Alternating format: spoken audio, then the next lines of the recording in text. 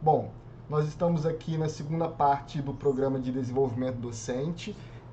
Eu quero agradecer mais uma vez a presença de todos e principalmente do professor Silvio César da Conceição. Professor Silvio, professor Silvio conversa comigo sempre sobre a forma como ele trabalha e eu chamei ele para poder conversar conosco, tá? É um exemplo de que todos nós vamos colaborar e o espaço mais uma vez é aberto. Professor Silvio, agradeço antecipadamente a sua presença, a sua colaboração. Fiquem à vontade, são nossos colegas, então fiquem à vontade para trocar, para conversar com eles. Eu agradeço e mais uma vez deixo aberto a colaboração de todos. Obrigado, professor Silvio. Bem, bom dia a todos. Tiago, só confirma para mim se vocês conseguem me ouvir. Conseguimos te ouvir sim, e eu agora que finalizei a minha apresentação. Ah, tá bem. Muito obrigado, então, Tiago, pelo convite, né? Pelos bate-papos que a gente vem tendo aí nesse um ano, né? Essa semana eu estou completando um ano na USU e a gente já conversou bastante. Eu vou compartilhar aqui a minha apresentação. Então, como o professor Tiago já adiantou, né? Eu venho trabalhando, né, no curso, né, de enfermagem. Eu sou docente do curso de enfermagem e eu venho trabalhando com algumas metodologias ativas e a principal delas é a simulação. Eu trabalho com a simulação já há alguns anos, né, desde 2016 eu trabalho a questão da simulação. E apesar de na USU não ter um laboratório, né, específico sobre simulação, eu já conversei, acho que com a Silvia, né? A professora Vanessa e eu conversamos com a Silvia. A Silvia até disse para a gente que outras unidades aqui da rede, elas possuem laboratório de simulação, que não é o caso aqui da USU. Mas ainda assim, nós conseguimos realizar muitas atividades envolvendo a simulação. E muitas das questões que eu vou falar aqui sobre simulação, eu vou enfocar na área da saúde, que é a minha área, já que eu sou enfermeiro, mas sempre deixando claro que a estratégia da simulação pode ser utilizada em outras áreas. Então, a simulação pode ser utilizada no direito, pode ser utilizada na administração, na arquitetura, na engenharia e, obviamente, também nos cursos da área da saúde. Eu vou falar aqui o tempo inteiro sobre a enfermagem, mas dá para ser utilizado na nutrição, na psicologia, na medicina veterinária, né? Então, por exemplo, lá tem uma instituição, né, lá em São Paulo, que eles possuem uma parte do laboratório de simulação apenas para o trabalho da medicina veterinária. Então, eles têm animais simulados, né? São robôs que representam lá os animais e os estudantes podem realizar alguns treinos de simulação com esses simuladores, né, com esses robôs que simulam os animais. O principal desafio que a gente tem hoje mundialmente, levando em conta que a simulação já é bastante utilizada nos cursos da área da saúde isoladamente, a medicina utiliza muito, a enfermagem utiliza muito, a psicologia utiliza muito. Nosso grande desafio é realizar simulações interdisciplinares. Então, uma simulação onde a gente vai ter no mesmo cenário simulado o estudante de medicina com o estudante de enfermagem e o estudante de psicologia. E os três grupos de estudantes vão participar de um cenário juntos, porque é dessa maneira que nós trabalhamos no mundo real. O enfermeiro não trabalha sozinho, ele trabalha com médico, com psicólogo, com nutricionista, com fonoaudiólogo, mas por enquanto a gente ainda insiste, né, pela dificuldade de articulação, em fazer simulações isoladamente. Vou passar aqui a minha apresentação. Então, como o professor Tiago já falou, meu nome é Silvio César, coloquei aqui os meus contatos. Eu sou enfermeiro, né, sou pós-graduado, né, em cuidados ao paciente crítico. Né, a minha maior parte da experiência profissional como enfermeiro assistencial em unidade de terapia intensiva. Essa é uma imagem que eu gosto muito, né? Uma imagem lá de 2016. Estou começando a trabalhar com simulação sozinho. Eu lia nos livros, e nos artigos científicos eu fazia sozinho, mesmo sem ter treinamento. Na época eu não tinha nenhum treinamento formal, como simulacionista. Então, eu sou docente do curso de enfermagem, sou membro aqui da Society for Simulation Healthcare, que é a maior sociedade de simulação do mundo. Temos também a Sociedade Latino-Americana, que eu faço parte. Aqui no Brasil nós temos uma sociedade também, né? A Sociedade Brasileira de Simulação em Saúde. Atualmente eu faço parte lá da Comissão de Enfermagem e sou coordenador aqui da Rede Brasileira de Enfermagem e Segurança do Paciente, aqui no estado do Rio de Janeiro, no polo do Rio de Janeiro. Como eu falei, eu comecei a trabalhar com simulação em 2016. Eu trabalhava em outra instituição de nível superior, como docente de enfermagem, e eu comecei a ler muito sobre esse tema, sobre essa estratégia nos artigos científicos e me interessei. E junto com uma outra colega professora, nós começamos a testar a utilização da simulação. Tivemos a oportunidade de acompanhar uma turma, né, do segundo período até o oitavo período. Nós fomos acompanhando essa mesma turma com a simulação, em diversos períodos e com várias disciplinas diferentes. Essa professora e eu, a professora Monique, nós fomos acompanhando essa turma e nós sempre trabalhávamos em conjunto, né? Os dois professores na mesma disciplina. E isso foi um ajuste que nós fizemos com o coordenador do curso, para nós seguirmos juntos com essa turma.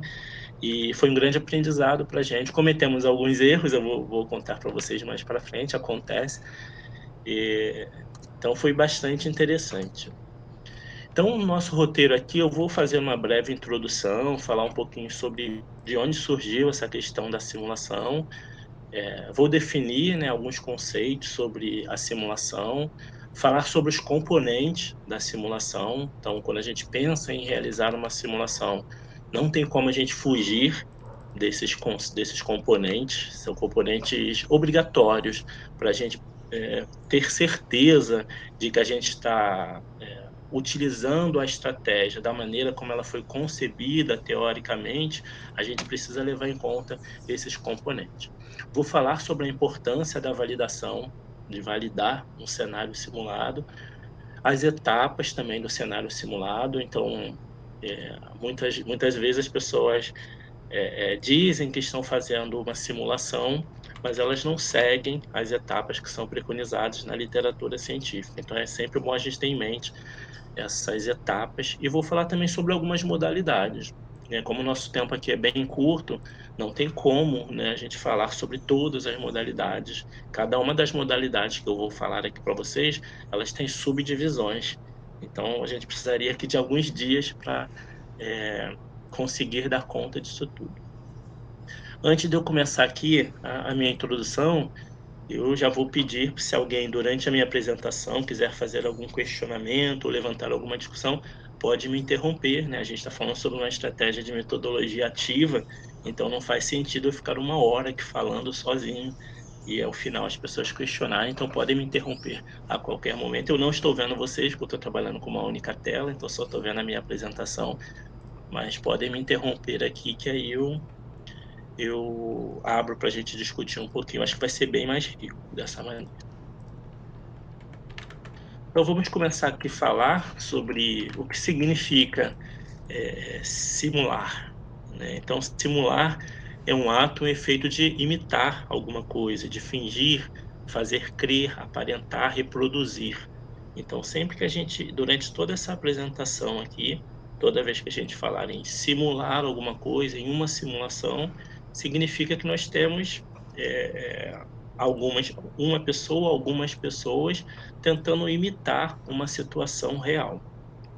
E a gente vai discutir como esse fato de imitar uma situação real se configura como uma estratégia de metodologia ativa e como isso impacta o aprendizado dos estudantes. Muitos artigos de simulação e saúde utilizam, né, essa passagem bíblica, né, essa imagem que mostra Jacó e Isaac, né? Isaac é o pai, né? Jacó é o filho, naquela passagem de Jacó e Esaú. né, em que Esaú é o filho preferido de Isaac, né, e o Jacó, né, para conseguir a bênção de Isaac, ele simula, né, finge ser o Esaú, né, então tem toda uma dramatização que ele faz para conseguir enganar o pai e conseguir a bênção, porque Isaac sempre dava a bênção para Esaú, e aí a maneira como Jacó encontrou para conseguir essa bênção foi fingir que era o irmão. Então, a literatura científica aponta isso aqui como um dos primeiros casos de simulação registrados aí na literatura, no Antigo Testamento. Bem, ao longo do tempo, o termo simulação ele foi sendo modificado ao longo do tempo. Desculpe, fui redundante aqui. E dependendo da área, né, da área de utilização, da área de conhecimento, né? Então, eu mesmo, antes de fazer enfermagem, eu vim de uma outra área de conhecimento, de uma área de exatas, então eu trabalhava com simulação de uma outra maneira diferente do que eu trabalho atualmente aqui na área da saúde. Então, se a gente for lá, por exemplo, a área de ciências biológicas, a simulação é muito utilizada, né, para representar sistemas complexos, né? Então, a gente pode representar realizar uma simulação para entender o desenvolvimento de micro-organismos como bactérias, vírus. No caso aqui desse artigo de Silva, eles utilizam, né, a simulação para representarem cadeias de proteínas. No outro trabalho aqui de Salata, ela utiliza a simulação, né, uma simulação computacional utilizando o método de Monte Carlo para simular o fóton, né, o elemento primordial da luz, né? Então, um fóton aqui com 6 keV, esse é o padrão de emissão de luz de um fóton. A Salata utiliza, né, essa simulação de Monte Carlo para fazer essa representação. E Oliveira, ele utiliza aqui uma cadeia, né, de redes neurais para simular, para prever a produção de cana-de-açúcar ao longo dos anos, de acordo, né, baseado nas produções dos anos anteriores. Tudo isso são considerados simulações em 3 áreas diferentes, né, na biologia, na física e aqui na agricultura. Já atualmente, né, o termo simulação ele veio, né, advindo lá da época da Segunda Guerra Mundial, né? Então ela foi utilizada pela primeira vez na Segunda Guerra Mundial. Então lá em 1920, antes da Segunda Guerra Mundial, o Edwin Link, ele desenvolveu o primeiro simulador para aviação, né? Então esse simulador que foi desenvolvido por Link foi utilizado para treinar os pilotos durante a Segunda Guerra Mundial. Hoje em dia, né, a simulação na área da aviação corresponde a cerca de 40% da formação de um piloto. Então, é quase metade da formação do piloto é realizado com simulação. Então, existem simuladores de aviões de diversos tipos de aeronaves e esses pilotos eles passam ali quase metade do tempo treinando nesses simuladores antes de realizarem seu primeiro voo, né, de comandarem o primeiro voo. Bem, e como essa simulação ela foi introduzida, né, no ensino, né, em nível, né, de graduação e de pós-graduação. Então, a simulação ela promove, né, uma aprendizagem significativa. Então, é aquela aprendizagem que faz sentido para o aprendiz. E ela demonstra muita eficácia na educação cognitiva e comportamental. Então, na simulação, nós vamos trabalhar não somente as questões cognitivas, mas também comportamental, atitudinal, como a gente fala. Então, tomada de decisões por parte dos aprendizes. Ela requer uma participação ativa do estudante. Então, esse estudante ele não vai mais se comportar durante a simulação como um receptor passivo, mas ele vai participar da construção do conhecimento.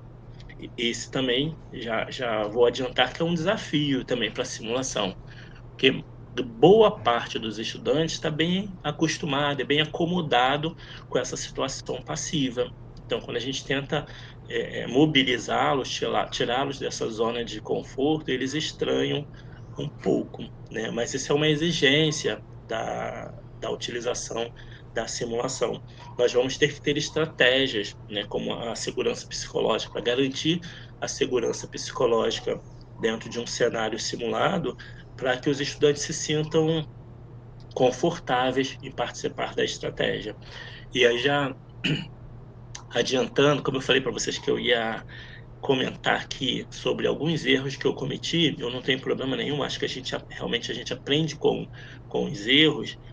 Então, quando eu comecei a utilizar a simulação, por não ter uma bagagem teórica, não ter uma formação teórica adequada, um dos erros que eu cometi foi de não garantir uma segurança psicológica.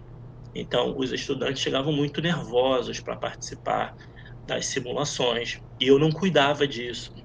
Então, o desempenho dos estudantes muitas vezes era ruim, porque eles vinham nervosos e eu não tinha um bom acolhimento, eu não os acolhia de maneira adequada para que eles se sentissem confortáveis naquele cenário simulado. Então, eles ficavam nervosos. Eu já tive situação, por exemplo, de terminar a simulação e eram 4 estudantes, e os 4 estudantes começaram a chorar, porque o cenário simulado tinha sido muito estressante para eles. Então, e depois de discutir bastante com a minha colega, nós chegamos à conclusão que o problema tinha sido nosso, meu e dela, na hora do preparo do cenário e na recepção desses estudantes. Bem, então a ideia principal da simulação, como eu já falei, é imitar o mundo real. Por que que nós queremos imitar o mundo real, né?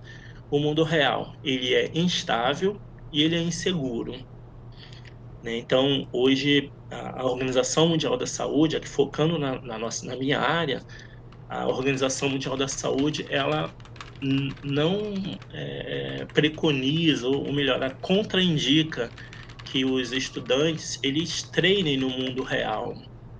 Então, esses estudantes eles devem treinar em um ambiente controlado, para depois de terem essa experiência, de se sentirem seguros, eles irem abordar os pacientes lá no mundo real.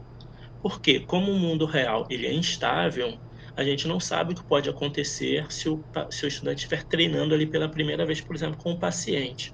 Então, o paciente pode ter um comportamento, uma atitude que a gente não tinha pensado, e isso pode acabar gerando uma situação de estresse para o estudante sem ele estar preparado. E o mundo real também é inseguro. Então, se o estudante vai treinar pela primeira vez uma determinada técnica com o paciente, ele pode causar algum dano para o paciente. Então, o que é preconizado hoje é que os estudantes treinem todas as técnicas, e eu estou falando todas as técnicas e todos os tipos de abordagem, ou a maior parte de estratégias de abordagem possíveis em um cenário simulado. Por quê? O cenário simulado, ele é controlado e ele é seguro. Então, por que ele é controlado? Porque o professor, o tutor da simulação, ele vai organizar, planejar o cenário e, inclusive, determinar todos os desfechos daquele cenário. Então, tudo que vai acontecer naquele cenário é determinado pelo professor. Então, ele tem controle, diferentemente lá do mundo real. Eu coloquei aqui 2 exemplos de uma UTI do mundo real, que está aqui na minha esquerda, e uma UTI simulada. Então, lá na UTI real, por exemplo, a primeira vez que eu tive contato com paciente crítico, eu não tive simulação quando eu me formei. Então, eu tive contato com terapia intensiva no mundo real. Então, cheguei lá no mundo real e um paciente morreu logo no primeiro dia que eu cheguei. Então, eu fiquei estressado, eu com os meus colegas estressados, porque a gente não estava preparado para aquilo, a gente não tinha tido nenhum contato. Então, você, como estudante, na primeira vez que você entra em uma UTI, aí começa aquela correria, todo mundo fazendo reanimação cardiopulmonar, e nós ali desesperados, sem saber o que fazer, né? Já tendo um cenário simulado, a gente pode treinar exaustivamente uma situação de parada cardiorrespiratória nesse cenário controlado, e quando o aluno chegar lá no mundo real, se acontecer uma parada cardiorrespiratória, ele já vai ter uma tranquilidade, mesmo que ele não atue na parada cardiorrespiratória, ele já vai assistir com uma tranquilidade, porque ele já vivenciou aquela situação em um ambiente controlado. E, obviamente, se o aluno tiver que atuar, né, em uma parada cardiorrespiratória, ele já vai ter uma segurança. Teve um aluno meu, há alguns anos, em outra instituição, que ele disse: a gente fez lá um cenário de reanimação cardiopulmonar, os estudantes treinaram exaustivamente no cenário, e algumas semanas depois houve uma parada cardiorrespiratória no condomínio de um dos meus alunos. E avisaram no grupo de WhatsApp do condomínio que uma senhora tinha tido uma parada cardiorrespiratória, e ele foi correndo lá e realizou todo o procedimento de reanimação cardiopulmonar até a chegada dos bombeiros. E aí, quando os bombeiros chegaram, até pensaram que ele fosse um profissional de saúde, porque ele fez tudo certinho, estava lá fazendo a massagem cardíaca, quando os bombeiros chegaram, conseguiram reverter o quadro de parada cardiorrespiratória. E aí, quando ele falou que era estudante, eles ficaram chocados por um estudante ter toda a tranquilidade para fazer aquele procedimento. Então, é importante, por isso que é importante a gente realizar esse treinamento exaustivo nesse ambiente controlado. E aí, como fica muito vago o que eu estou falando, eu vou passar aqui para vocês. Eu fiz um recorte aqui, eu acho que tem 40 segundos, de uma primeira simulação que eu fiz aqui na USU. Fiz aqui no dia 4 de agosto do ano passado, está completando um ano. Foi na semana da integração de 2022-2. Assim que eu cheguei na USU, a professora Kate e eu demos lá um curso de primeiros socorros em um dia, demos toda a bagagem teórica do curso de primeiros socorros, e no dia seguinte eu fui para o laboratório com os estudantes.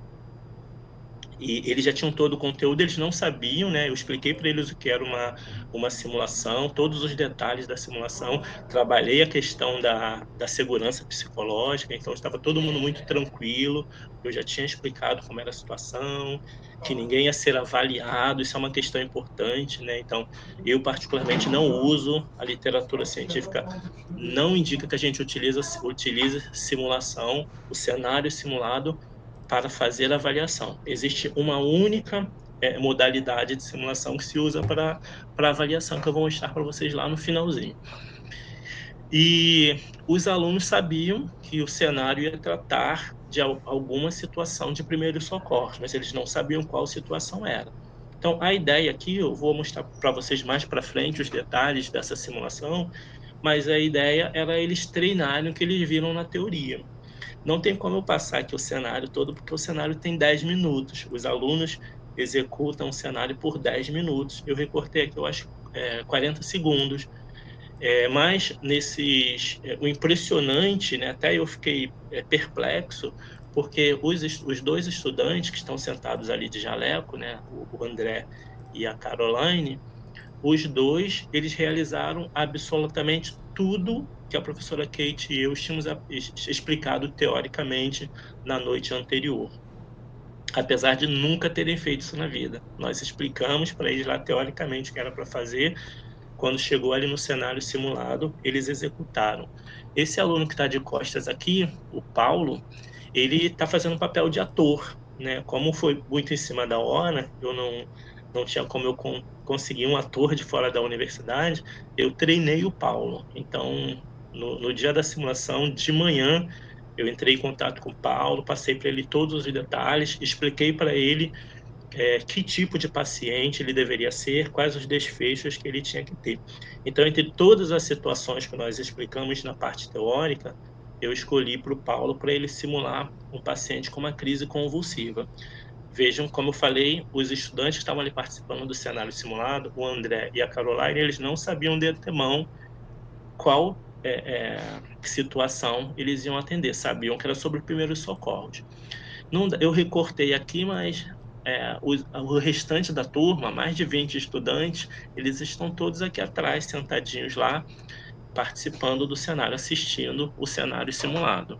A literatura, diversos estudos experimentais apontam que o aprendizado é o mesmo para quem está similar para quem está participando da execução do cenário, como o André e a Carol, e para os outros que estão sentados ali atrás. Porque no último momento da simulação, em que nós vamos fazer uma discussão, todos vão participar, os 2 que estavam no cenário e o restante da turma. Então eu vou passar rapidamente aqui esses 20 segundos, só para vocês terem uma ideia. Vejam, eu vou pedir para vocês prestarem atenção na Caroline, em como vai ser a reação dela quando o Paulo simular aqui o que nós combinamos. Eles estão fazendo aqui a anamnese com o paciente. O Paulo é um jovem, né?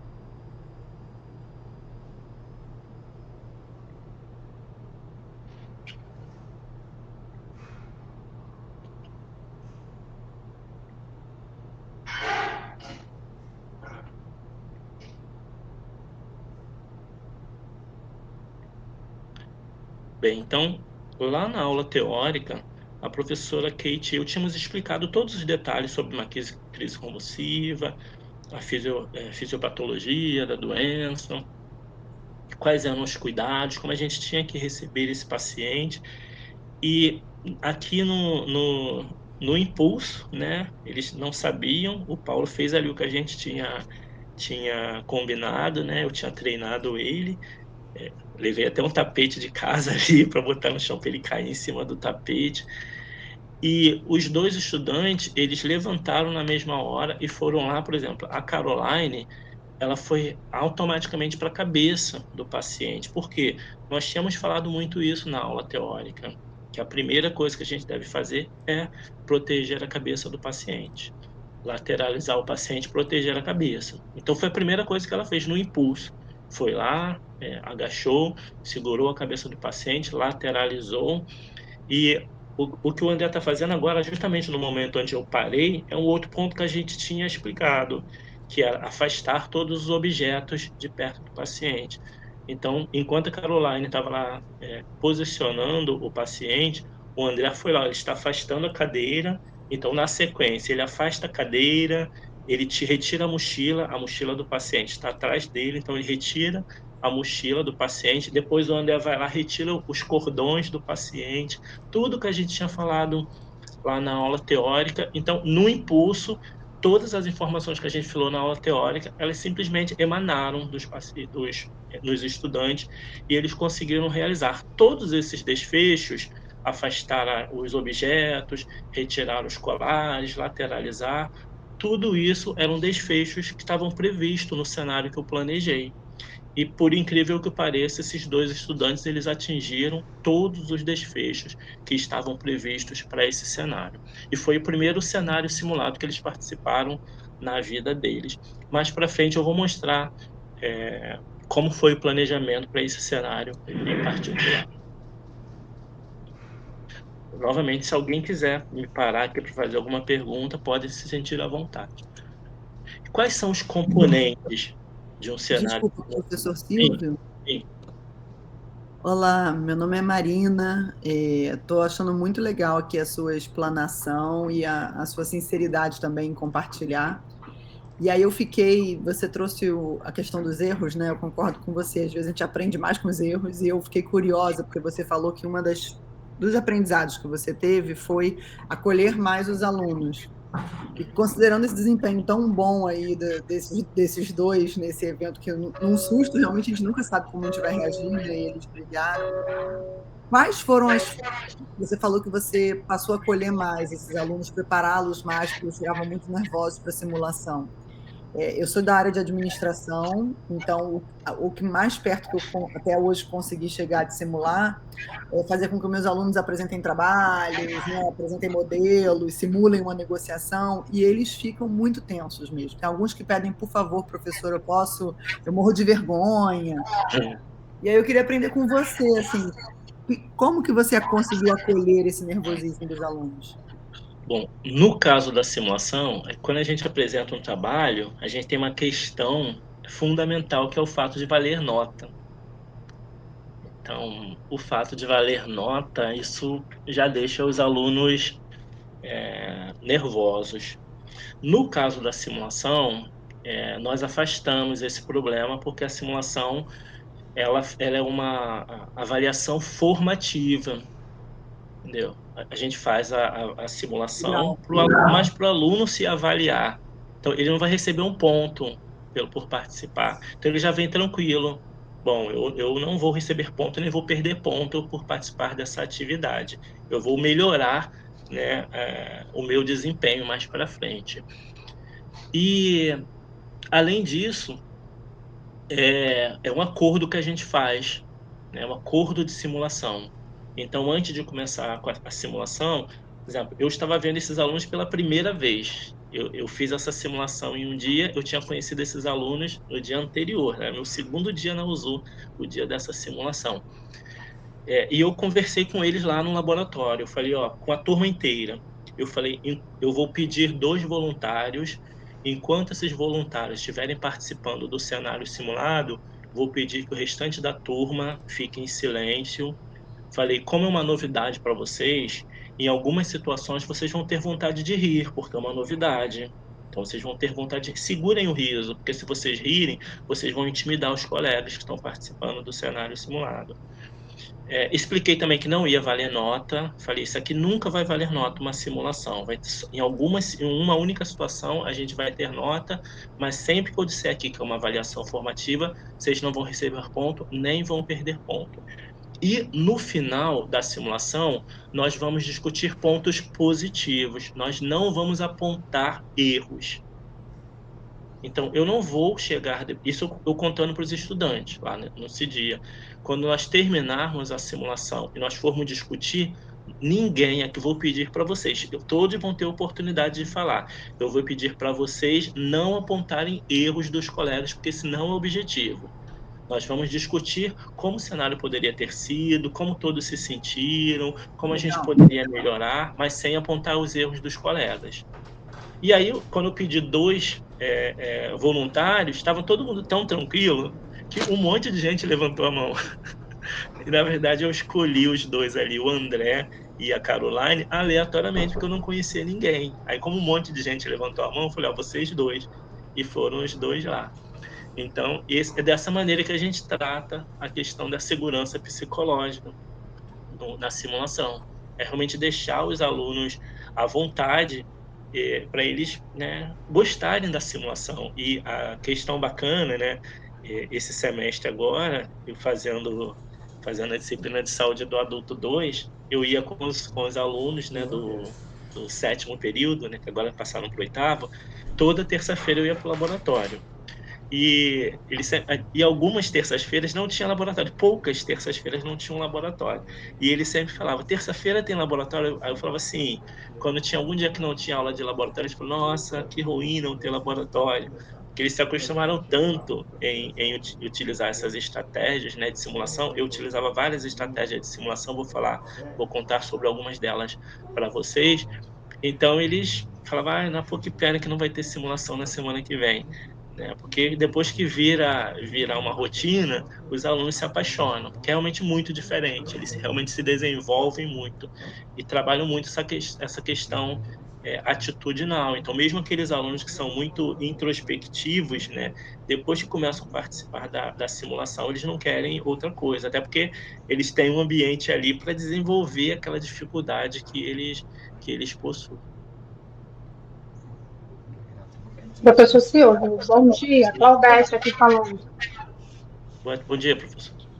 Eu acho que uma possibilidade também, não sei, seria a gente, já no início da disciplina, falar, né, sobre essa modalidade de ensino, né, que aí mais ou menos vai organizando, colocando quais são aí as estratégias, né? Talvez acalme também o aluno nesse momento que ele esteja participando, né? Sim, a gente está falando aqui de uma instituição, e eu sempre tenho muita clareza disso, né? Nós estamos trabalhando em uma instituição em que a simulação não faz parte do componente curricular. E aí sim é importante, né? Por exemplo, eu que estou fazendo a simulação de maneira isolada, eu conto para os alunos no início da disciplina que a gente vai ter simulação. Nas instituições em que a simulação faz parte do currículo, isso é feito no primeiro dia de aula. Então, eu trabalhei numa instituição onde nós tínhamos simulação curricular. Então, os alunos no primeiro período de todos os cursos da área da saúde, né, que eu posso dizer, nutrição, enfermagem, fisioterapia, biomedicina, psicologia, todo mundo faz simulação nessa instituição, desde o primeiro período. Então, a gente tinha um slide padrão, todos os professores. Então, o professor recebe o aluno pela primeira vez, ele abre aquele slide padrão no primeiro dia de aula do primeiro período. E já abre e fala, ó, a nossa universidade funciona dessa maneira, a gente tem uma estratégia chamada simulação, tal, vai ser assim, a gente já conta no primeiro dia de aula. Então, o aluno já chega na universidade sabendo que ele vai ver aquilo em todas as disciplinas durante os 5 anos. Professora Nancy, pode falar. Oi, bom dia, professor Silvio, tudo bem? Estou adorando a sua exposição. Eu tive algumas experiências até negativas no curso de pedagogia, que quando eu pedi que os alunos simulassem uma aula, né? Cujo objetivo seria transmitir algum ensino da língua portuguesa, digamos assim, né? Alguma coisa relacionada à língua portuguesa. E eu percebi que eles não tinham a mínima... São alunos de sétimo, eram alunos de sexto e sétimo período, e eles não tinham como simular uma aula. Então, eu acho muito importante que essa questão da simulação seja realmente inserida no primeiro semestre da Santa Úrsula para todos os alunos de todos os cursos. Sim, é importante, né? Os alunos vão criando autonomia, né? Então, e o importante é que, como a professora Nancy falou, que seja feito, e aí a gente está pensando no mundo ideal.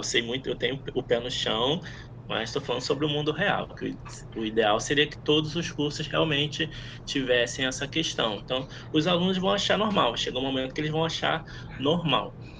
E eu vou falar mais para frente que tudo isso que já no próximo slide aqui que eu já coloquei na tela, existe uma formalidade. Então a gente também precisa seguir toda essa formalização para a gente conseguir mesmo fazer com que a simulação surta os efeitos que a gente quer. Porque senão a gente faz alguma coisa ali e não consegue obter bons resultados. Então, eu vou falar sobre esses componentes, né, que são os componentes, digamos, obrigatórios, para poder dizer que eu fiz um cenário simulado. A primeira questão são os objetivos, então o cenário precisa ter objetivos muito bem definidos. Segundo é a fidelidade, já vou dizer o que é, e finalmente a resolução de problemas, que é a complexidade do cenário. Vou começar falando então sobre os objetivos da simulação. Então, a primeira coisa, pensei em uma simulação, quais são os objetivos? Né? Então, não posso simplesmente pegar os alunos, isso é um erro que muita gente comete. Né? Esse, graças a Deus, eu não cometi. Né? Eu e minha colega, quando começamos a fazer, a gente sempre tinha em mente. Né? A gente via em todos os artigos que precisavam ter objetivos. A gente sempre traçava algum objetivo. Às vezes, o nosso objetivo ele era alto demais para os estudantes. A gente cometeu esse erro, mas a gente nunca deixou de ter objetivo. Essa é a primeira questão. Então, eu vejo muitas pessoas que dizem, estou fazendo simulação, mas aí quando você pergunta qual era o objetivo, não sei, eu fiz lá um cenário, botei os alunos para atuarem no cenário, mas qual era o objetivo?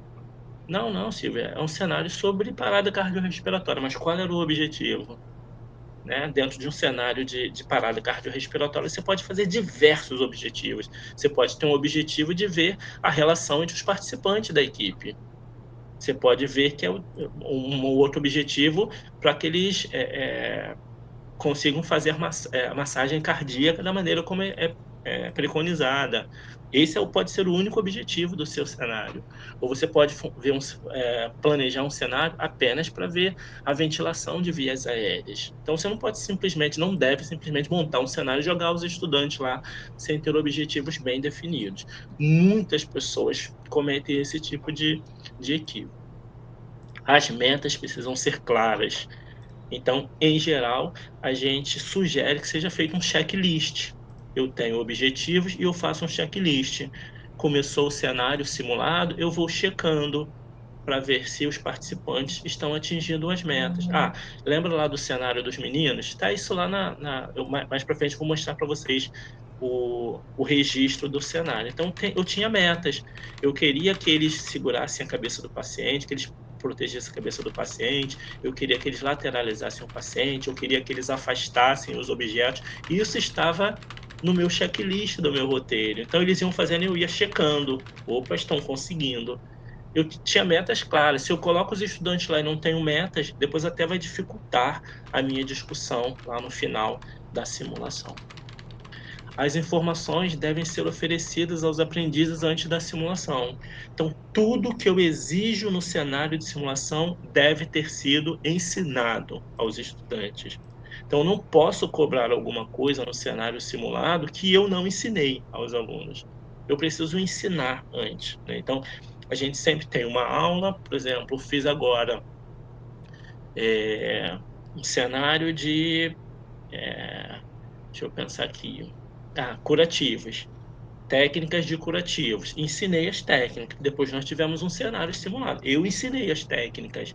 Então não adianta eu criar um cenário e que os estudantes precisem de um conteúdo que eles não tiveram ainda. Eles vão ficar batendo cabeça e não vão conseguir ter esse conhecimento. Esse também é um grande erro que as pessoas cometem, né? Que é montar um cenário e no cenário eles acabam exigindo um ou outro conhecimento que eles não deram conta de oferecer aos estudantes anteriormente. Os objetivos devem refletir a complexidade da simulação. Então, eu vou fazer um cenário simulado, vou planejar, eu preciso pensar. Esses estudantes estão em que período? Estão no primeiro período? Então, eu vou fazer um cenário menos complexo. Então, meus objetivos, eles vão ser menos complexos. Então, eu lembro que lá eu tenho um cenário simulado no primeiro período, que é sobre depressão pós-parto. Então, se é no primeiro período, eu não posso exigir que um estudante de enfermagem ele faça muita coisa com aquela mãe que está com um bebezinho com depressão pós-parto. Então, vou exigir só que ele faça um bom acolhimento para aquela mãe. E isso está ótimo. Esse é o único objetivo que eu vou traçar. Obviamente, se eu for fazer o mesmo cenário com um aluno do 6º período, do 7º período, eu posso elaborar objetivos, né, mais complexos, porque um aluno do 6º ou do 7º período já tem uma bagagem de conhecimento maior. Ele pode tratar aquela situação da mãe com depressão pós-parto de uma outra maneira. E, finalmente, recomenda-se ali a utilização de 3 a 4 objetivos de aprendizagem. Não adianta eu ir para um cenário e colocar 10 objetivos de aprendizagem. Por quê? A literatura sugere que um cenário simulado tenha cerca de 10 minutos. Mais do que isso, fica muito cansativo para os estudantes. Então, a gente faz ali 10 minutos para a execução do cenário e 20 minutos para discutir. Sempre o dobro do tempo de discussão. Se eu faço 10 minutos com o cenário, 20 minutos de discussão no mínimo. Posso fazer mais tempo, mas no mínimo o dobro do tempo para discussão. Então, se eu tenho 10 minutos, eu coloco ali 10 objetivos, nenhum estudante vai conseguir atingir esses objetivos. E aí, para definir, também não vou me ater muito a isso, mas, em geral, existem diversas maneiras para definir os objetivos. Em geral, os simulacionistas gostam, né? A gente gosta de utilizar a taxonomia de Bloom para definir esses objetivos de simulação. O segundo componente da simulação é a fidelidade. A fidelidade representa o grau de veracidade da simulação, o quão essa simulação parece com uma simulação do mundo real. Ela deve ser compatível com o conteúdo já estudado. Então, aí vou novamente falar sobre um erro que eu e minha colega cometemos lá. Pelo fato de nós dois só sermos intensivistas, enfermeiros de terapia intensiva, nós pegamos lá estudantes no segundo período e os nossos cenários eram de terapia intensiva. Então, a gente fazia um cenário de terapia intensiva e colocava os estudantes lá. Isso gerava um estresse muito grande para os estudantes, porque eles estavam no segundo período, não tinham visto nada de terapia intensiva. Nós demoramos ali algumas aulas, algumas simulações para entender. Não dá. Os estudantes vão ver isso aqui daqui a 5 semestres. Então, a gente não tem que tirar essa história da terapia intensiva e fazer um ambiente mais tranquilo para os estudantes e deixar para eles fazerem um cenário de terapia intensiva lá no 7º período. A fidelidade está relacionada com a aproximação à pessoa humana. Então, geralmente nós vamos utilizar ou simuladores ou pacientes simulados. Paciente simulado é quando eu utilizo um ator para fazer o papel do paciente. E aí, em relação à fidelidade, eu coloquei aqui alguns exemplos. Por exemplo, no primeiro caso aqui, eu tenho um boneco. É um boneco de plástico, ele não tem nada demais. Então, a gente chama de um simulador de baixa fidelidade. Ele simula muito mal um ser humano. Ele é só um boneco de plástico, ele fica com a boca aberta o tempo inteiro. Já no lado direito aqui, nós temos um simulador de alta fidelidade. Esse simulador, tá vendo? Ele está ligado aqui a um sistema de ventilação mecânica, ele dá a possibilidade de se colocar eletrodos. Esse simulador aqui, ele respira, ele tem batimentos cardíacos, ele tem frequência respiratória, ele tem sons abdominais, tem sons intestinais, ele tem pulso. Se a gente palpar aqui a artéria radial, a gente sente o pulso, a gente consegue medir a pressão arterial, ele abre os olhos, ele chora. Então, é um robô que simula muito bem o ser humano. Então, é um simulador de alta fidelidade. Então, aqui nessa imagem de baixo, que eu tenho aqui uma estudante atendendo uma paciente, essa paciente aqui é um robô. E olhando na foto, se a gente olhar com calma, a gente percebe que é um robô, mas se a gente passar aqui rapidamente, a gente até acredita que é uma pessoa mesmo. É um robô de alta fidelidade. Ah, Silvio, mas a gente precisa sempre usar alta fidelidade? Não. Em algumas situações, o boneco de plástico, ele serve. Eu posso fazer um cenário simulado muito bom com baixa fidelidade. Por exemplo, lá na UZU, nós não temos um robô de alta fidelidade. E ainda assim, eu consigo fazer muita coisa com o nosso manequim de baixa fidelidade. Eu não vou deixar de fazer simulação porque eu não tenho robô. Esse também é um grande problema. Um erro muito grande que muitas instituições cometem é começar a fazer simulação comprando robô. Acham que para começar a fazer simulação é precisar ter robô. Então, eu que transito aqui as universidades, né? As universidades públicas, todas agora têm robôs.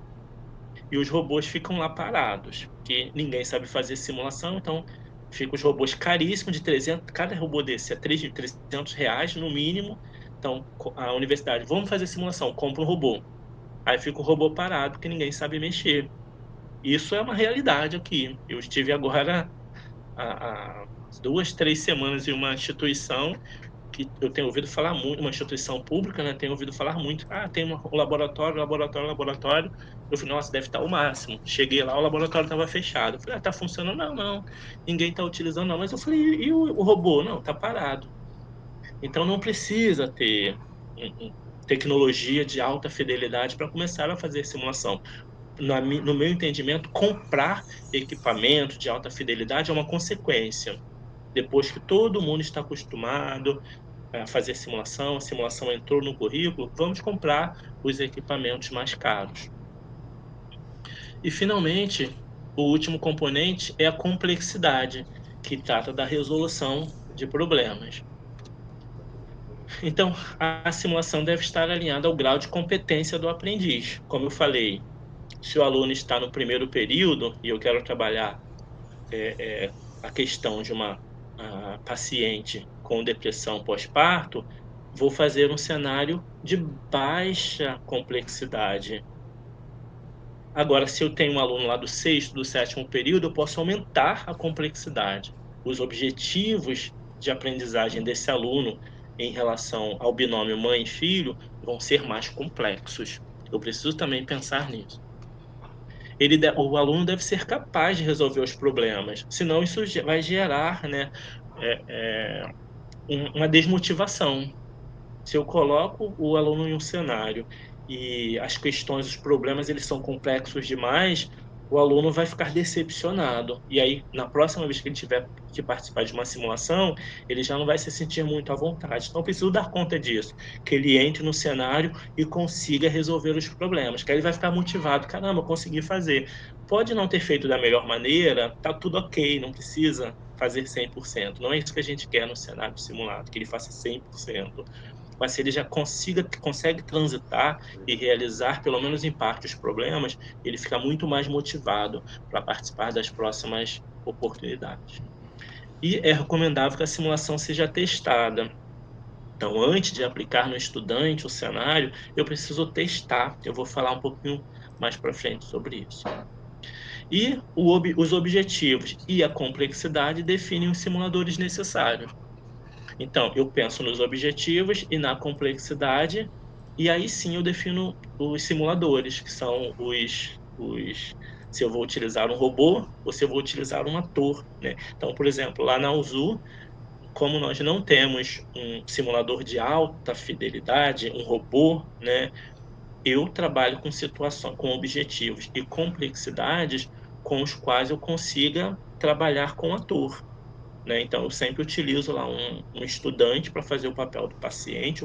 Esse estudante vai atuar, né? Ele vai fazer uma dramatização para os outros colegas poderem experimentar o cenário simulado. Porque eu não tenho robô. Então, eu penso aqui nos objetivos e na complexidade para eu utilizar o que eu tenho à mão.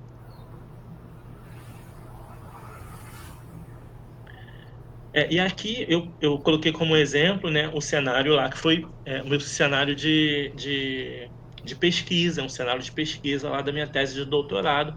Eu fiz doutorado em simulação, né, estudando raciocínio clínico.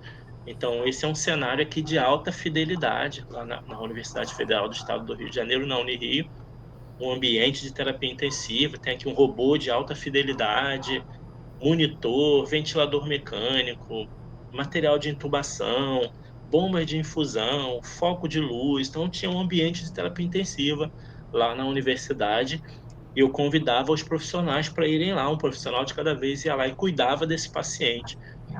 E depois fazia um registro, né, no prontuário eletrônico. Então, só para mostrar aqui um exemplo, né? No caso desse cenário, os objetivos. O primeiro objetivo, só tinha 2 objetivos nessa minha pesquisa. Era identificar os padrões de saúde que estavam alterados nesse paciente. Então, os profissionais eles tinham que conversar com esse paciente, fazer o exame físico e determinarem os padrões de saúde que estavam alterados. E aí, abordando aqui esses padrões aqui de Bloom, o cognitivo, afetivo e psicomotor. E o segundo objetivo era registrar as informações no prontuário eletrônico. Depois que os profissionais cuidavam do paciente, eles sentavam lá ao computador e registravam lá os dados no prontuário eletrônico. Esses eram os 2 únicos objetivos. Então, um cenário de alta complexidade e de alta fidelidade. Bem, o próximo item, deixa eu ver aqui, olha, 11h26 já. O próximo item é a questão da validação.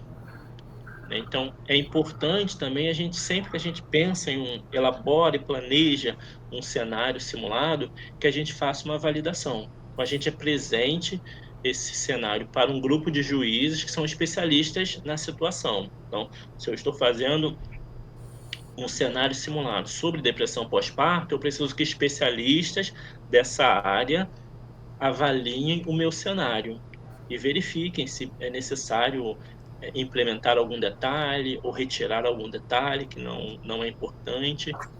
Isso vai garantir integridade, reprodutibilidade e que que esse cenário esteja de acordo com os padrões de construção de uma simulação clínica. Nós temos instituições que publicam as boas práticas, né, de elaboração de cenários simulados. Então, a gente precisa fazer essa validação para garantir que a gente está fazendo um cenário da maneira mais adequada possível. Outra que eu estou falando aqui o tempo inteiro sobre validar, e eu vou mostrar para vocês como um cenário escrito é sempre importante a gente escrever o cenário, estruturar o cenário. Não ir de cabeça. Pensei em um cenário, vou lá, monto e coloco os estudantes. Não, antes disso eu planejo um cenário. Existem na literatura muitos cenários já prontos.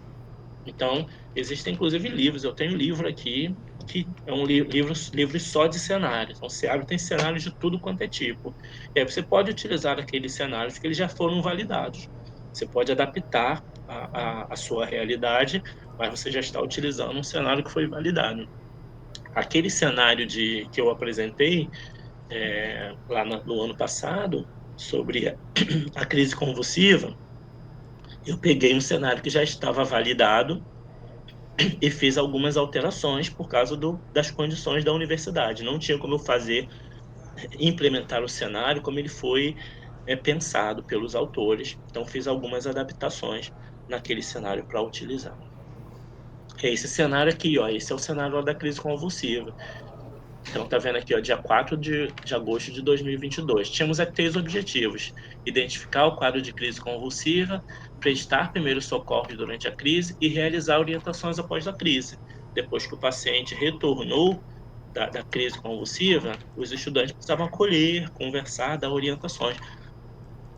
Essas 3 questões aqui foram tratadas por mim pela professora Kate no dia anterior, de maneira teórica.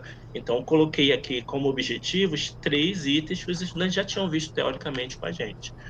Coloquei aqui um tempo de cenário de 10 a 15 minutos, o debriefing, o dobro, né, de 20 a 30. Essa parte aqui tudo fui eu que elaborei, então as principais questões do caso, não vou entrar aqui em detalhes, depois se alguém quiser eu posso mandar esse arquivo aqui. Aí aqui, ó, os dados, sinais vitais do paciente, os recursos, então uma mesa, uma cadeira, um tapete. Eu pensei, né? Falei, ó, o aluno vai fingir que caiu no chão. Eu falei, pô, vou levar um tapete, porque eu não quero que o aluno caia, né? O cara já tá me ajudando, fingindo que é um paciente. Então, vou fazer com que ele caia no chão, então eu pensei nisso. Falei, eu vou levar um tapete. Peguei um tapete de casa, enrolei e levei lá para a faculdade, para quando o aluno caísse, ele caísse em cima do tapete. Uma ficha de avaliação. Então, eu elaborei. Os estudantes, a Carol e o André, eles estavam ali fazendo uma anamnese do paciente, quando o paciente teve a crise convulsiva. Eu elaborei um instrumento de anamnese. Eu falei assim, eu não posso falar para eles assim, fiquem conversando com o paciente aí, não. Eu vou dar um instrumento para eles. Então, fiz um instrumento, imprimi e falei para eles lá, no momento antes de começar a simulação, ó, vocês vão fazer a anamnese, já tem um instrumento aí, é só vocês seguirem para o instrumento. E eu combinei com o ator, o Paulo. Eu não lembro agora, mas eu falei, Paulo, quando eles fazerem tal pergunta, você vai ter a crise convulsiva, você vai simular a crise convulsiva. Só combinei com o Paulo, com o ator. Por isso que eu pedi para os alunos fazerem. Eles foram fazendo com calma a anamnese. Quando chegou na pergunta que eu tinha combinado, o paciente teve a crise convulsiva. Vou conseguir aqui todos os itens. Mas aqui, ó, importante, ó, o debriefing, já vou falar com vocês, é a discussão. Então, coloquei aqui, ó, as perguntas que eu vou fazer depois para discutir. O que aconteceu durante a simulação? O que foi feito de melhor? Qual foi o maior desafio? Que sentimentos vocês tiveram? Essas são as perguntas que eu fiz lá no momento da discussão. Isso já estava planejado.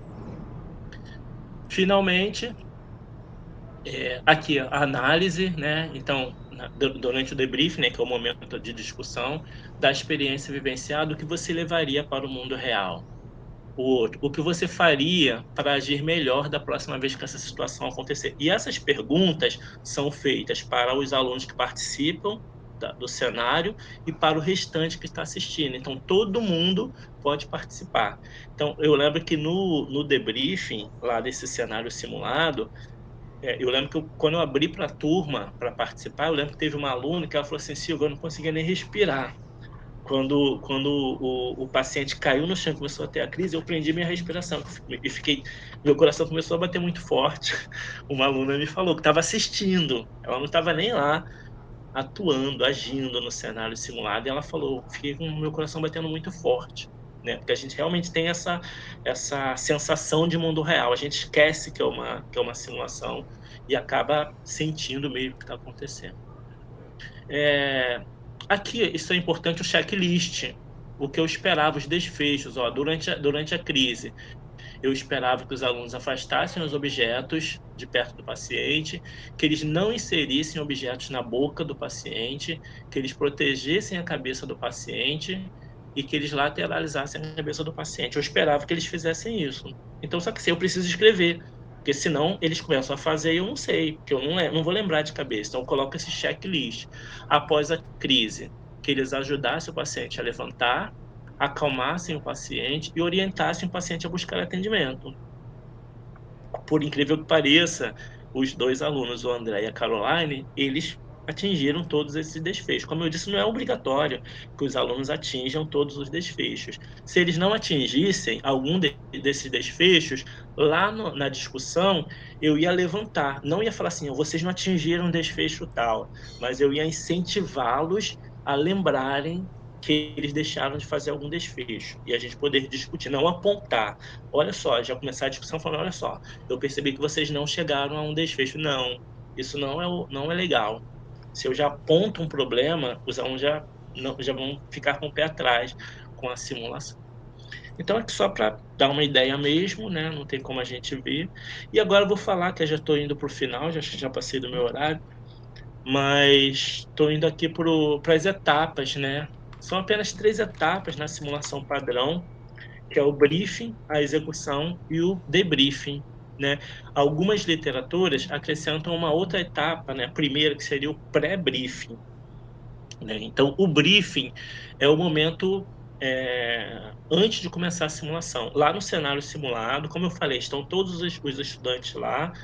Aí eu peço um voluntário ou mais voluntários para participar da execução do cenário e eu explico o cenário.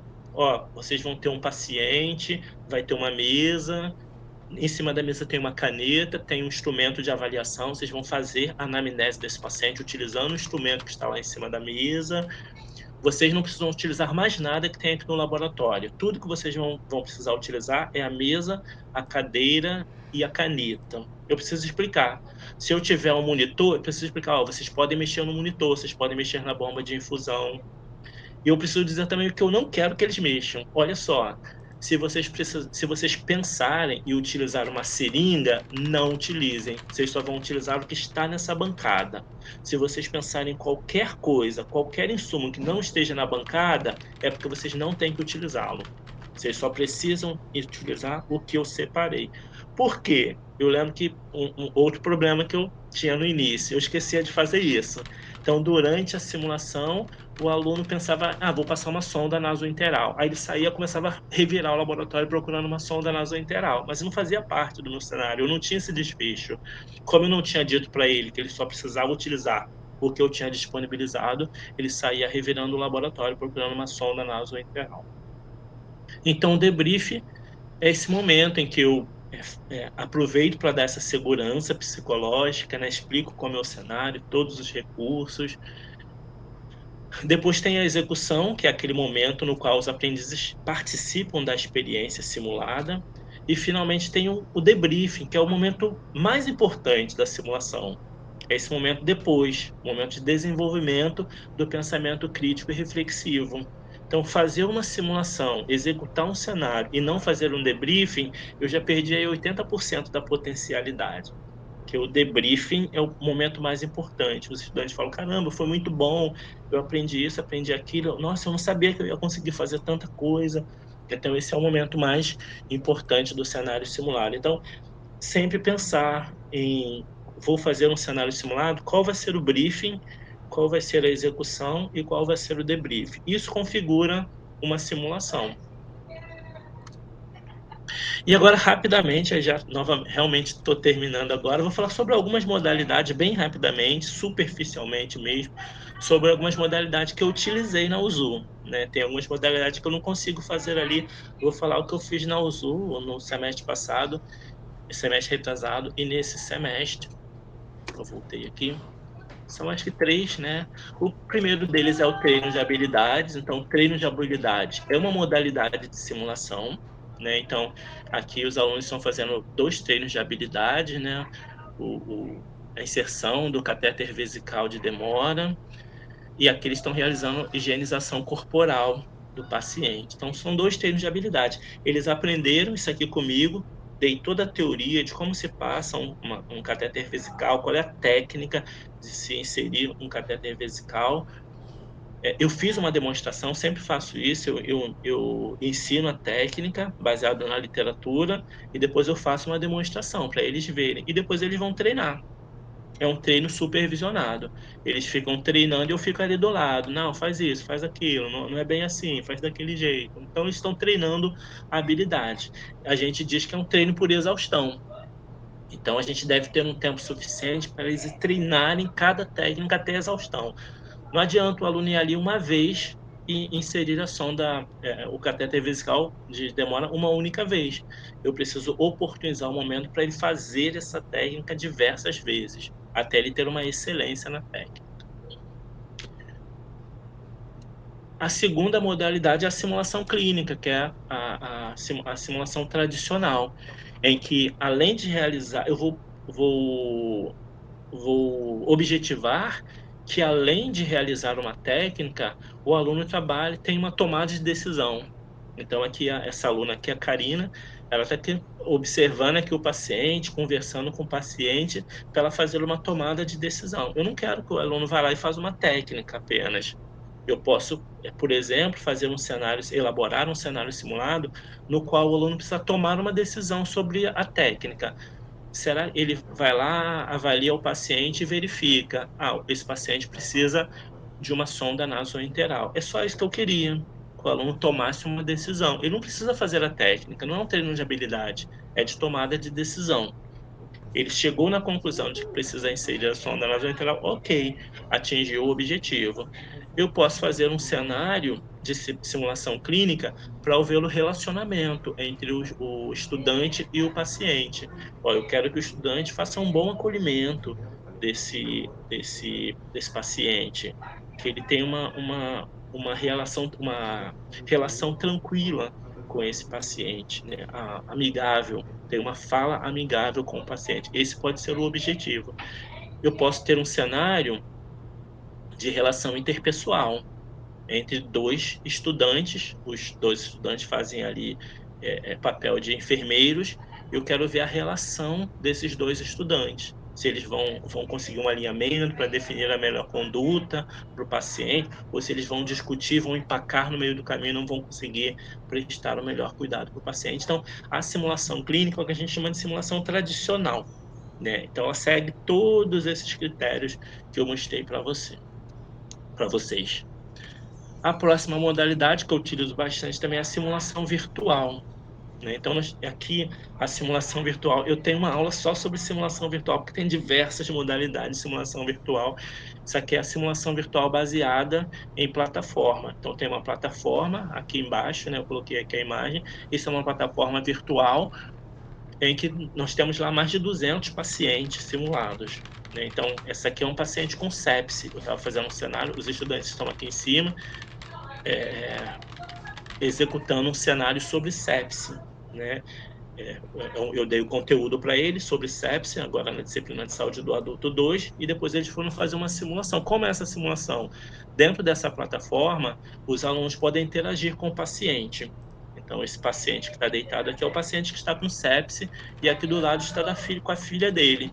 Então, os estudantes conseguem interagir com o paciente e com a filha. Está ali o computador, o laptop está aqui, os estudantes eles vão lá na plataforma, fazem perguntas para o paciente, tem algumas perguntas que o paciente responde, outras perguntas a filha responde, e a partir disso os estudantes vão tomando decisões sobre o quadro do paciente. Eu estou dizendo que o quadro do paciente é de sepse, né, mas os alunos não sabiam. Eles tinham que chegar à conclusão de que o paciente estava com quadro de sepse e iniciar o protocolo de sepse, porque nas instituições de saúde, na maior parte delas, o protocolo de sepse é iniciado pelos enfermeiros. Então, os enfermeiros precisam saber identificar precocemente esse quadro de sepse. Então, essa é uma melhor forma, né? Como eu não posso, não tem como levar esses estudantes lá, 20 estudantes, para uma UTI, para eles conversarem com o paciente com sepse, utilizar essa plataforma virtual é excepcional. A plataforma dá a possibilidade de eles conversarem com o paciente, fazerem perguntas para o paciente, nesse caso aqui, como o paciente está desorientado, eles colocaram a filha, porque algumas informações os alunos podem conseguir com a filha, os alunos têm acesso aos sinais vitais do paciente, a exames laboratoriais, e dessa maneira eles conseguem desenvolver o raciocínio clínico e chegar lá no fato, né, na identificação precoce da sepse e iniciar o protocolo, né? Toda a parte inicial do protocolo de sepse é realizado pelo enfermeiro. E a última modalidade que eu deixei, que é o exame clínico objetivo estruturado, que a gente chama de OSCE. O OSCE, sim, é uma estratégia de avaliação. A única estratégia de avaliação que a gente usa é simulação. E isso precisa ser explicado para os estudantes. Eu utilizei esse semestre agora passado pela primeira vez lá na USU. No início da disciplina, eu expliquei para os alunos, a nossa avaliação prática vai ser feita pelo OSCE. Tradicionalmente, como é feito a avaliação prática na área da saúde? Em geral, os professores gostam bastante dessa estratégia, que é sortear um ponto. E não estou falando só sobre professores da enfermagem. Professores da enfermagem, da fisioterapia, da medicina, gostam muito dessa estratégia. Então, chega no dia da prova, os alunos pegam lá um papelzinho e aí vem lá, no caso da medicina, realizar uma punção arterial. Aí vem outro lá, realizar uma punção de acesso central.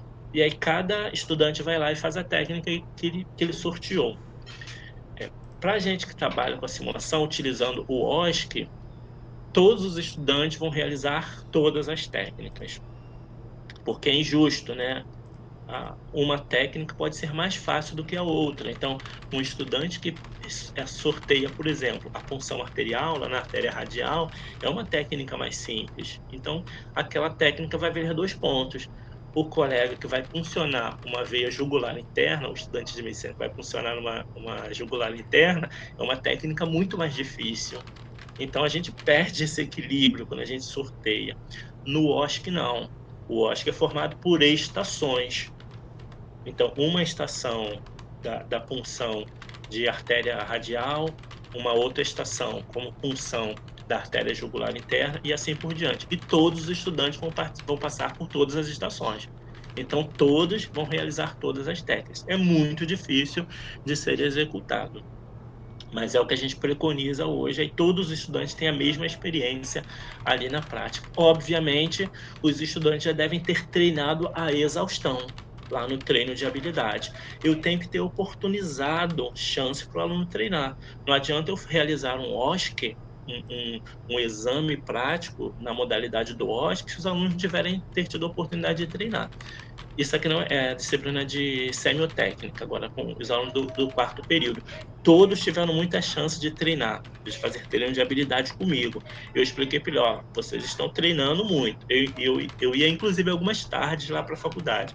Chegava lá de tarde, ficava lá no laboratório para eles poderem treinar. Então, já que todo mundo teve a oportunidade de treinar, todos vão realizar todas as técnicas lá no laboratório, na prova.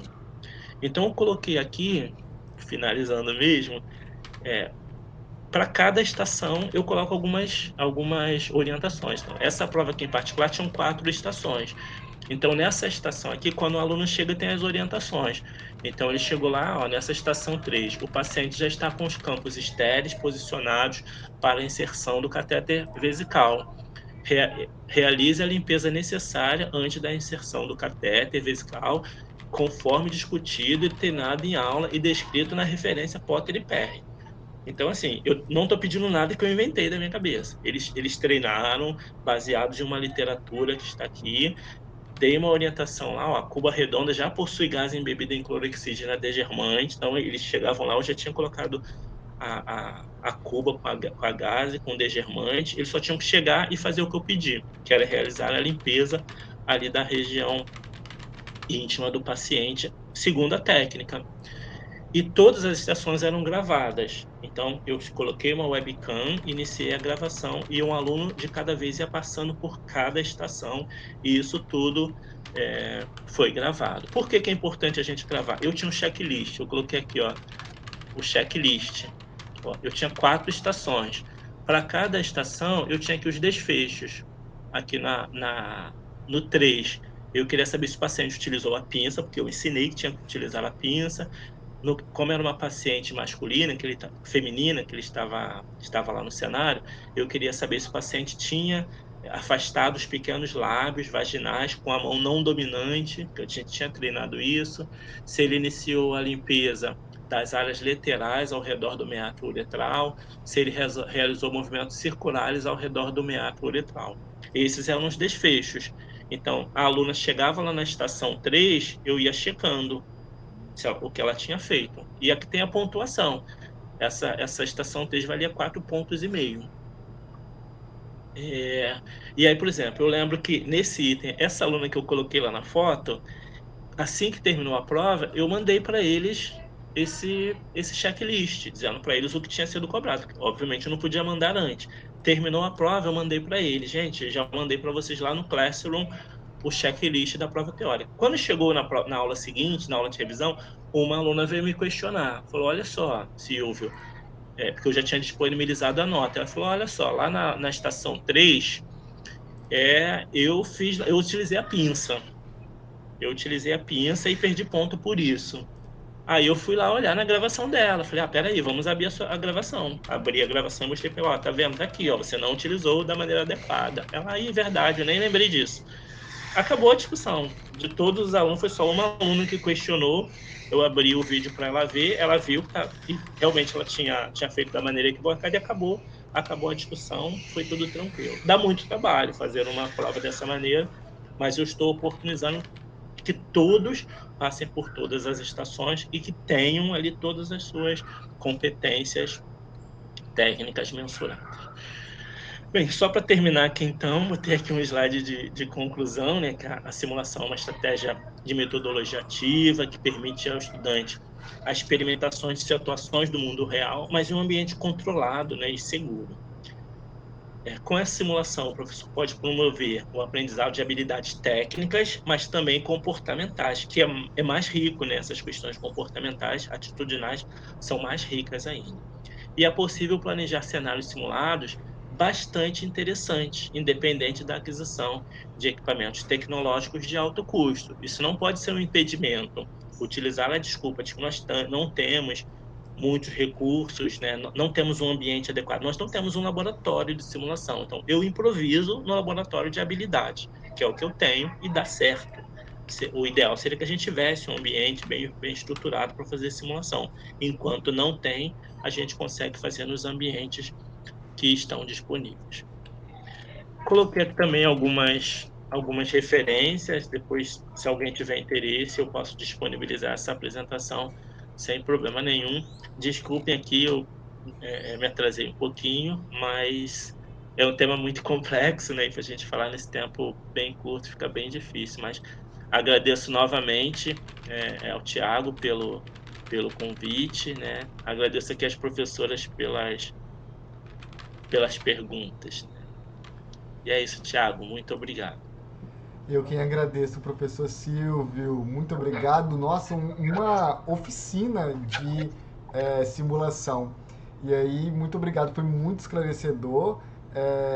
E, na verdade, gente, olha só, é justamente isso. Pode usar essa metodologia para qualquer área. Imagina se a gente tivesse um simulador. Já estou pensando em várias possibilidades. Bom, muito obrigado, Daniel. Professor Silvio, enquanto eu dou os últimos recados, dá uma olhada no chat, porque ficou aqui umas mensagens, inclusive aqui de Andréia e também uma de Marina Fernandes sobre um trecho interessante que exemplifica a importância da simulação no desenvolvimento contínuo de pilotos do filme Sully. É um piloto que pousou no Rio Hudson. Então, aqui vários elogios também.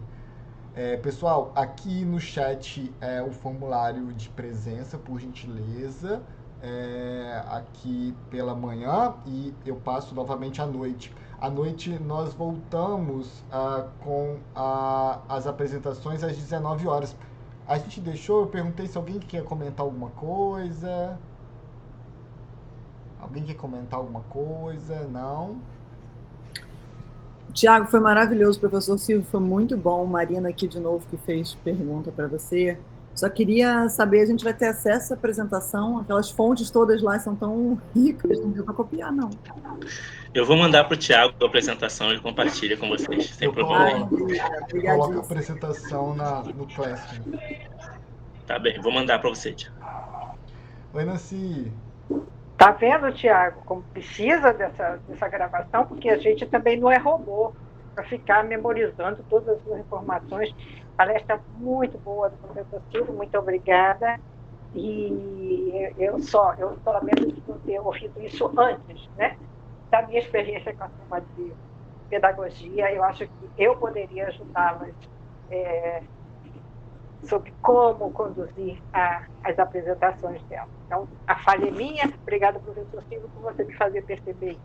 Obrigada. Obrigado, professor. Eu quero destacar somente a questão que o professor Silvio comentou, que os alunos estão acostumados a sentar na cadeira lá e receber o conhecimento. É assim que a gente muitas vezes passou, às vezes a gente próprio também passou por isso, né? É fácil a gente sentar na cadeira e receber o conhecimento. Mas essa é uma aposta e também os estudos demonstram que as metodologias ativas são muito importantes. Vou colocar aqui a apresentação, né, o formulário de presença está aqui no chat. A minha apresentação com o professor Silvio eu vou colocar também no Classroom do Nina. Já a minha apresentação já está lá. E nos grupos do WhatsApp eu vou divulgar a Luzia, que é a inteligência artificial do WhatsApp, que é bem interessante também de vocês treinarem. Vou estimulá-los a exercitar a inteligência artificial para a gente poder trocar os resultados às 19 horas no nosso encontro. Se preparem, porque Paulo vem aí com uma oficina muito interessante e aí, se possível, acompanhar pelo computador. Eu acho que vai ser bem legal. Falei tudo? Vamos almoçar? Gente, muito obrigado pela presença de todo mundo. É muito bom encontrá-los. E até logo. Fiquem tranquilos. Obrigado, gente.